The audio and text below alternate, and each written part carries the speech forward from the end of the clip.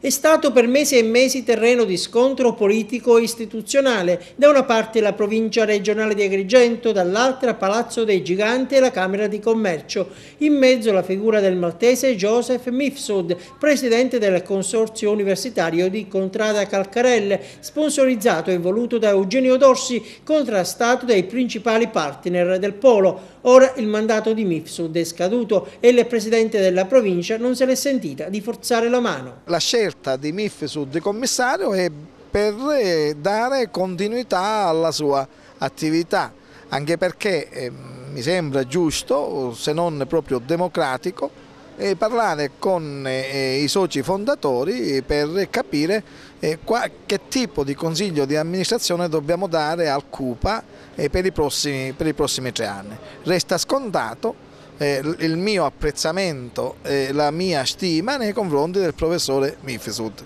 Mi pare di capire allora che al di là e a prescindere dalla volontà della Camera di Commercio del Comune di Agrigento, Dorsi punterà ancora su Mifsud.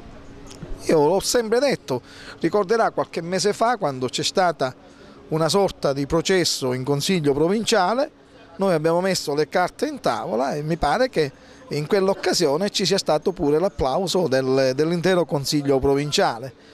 Pensavamo che già lì tutto era stato chiarito. Certo, forse gli si dovrà chiedere di rimanere di più dentro l'università, forse gli si dovrà dire di viaggiare di meno, però i viaggi che sono stati fatti solo nell'interesse della crescita del nostro, chiamiamolo, Ateneo.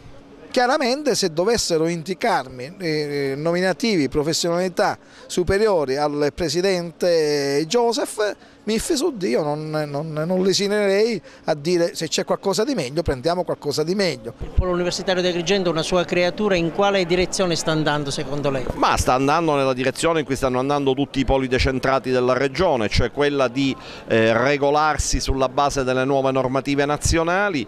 Noi abbiamo un tavolo di lavoro aperto con i consorzi universitari, continueremo a frequentare quel tavolo per garantire nei limiti previsti dall'attuale legislazione la presenza dell'università nelle sedi decentrate di Agrigento, Caltanissetta e Trapani.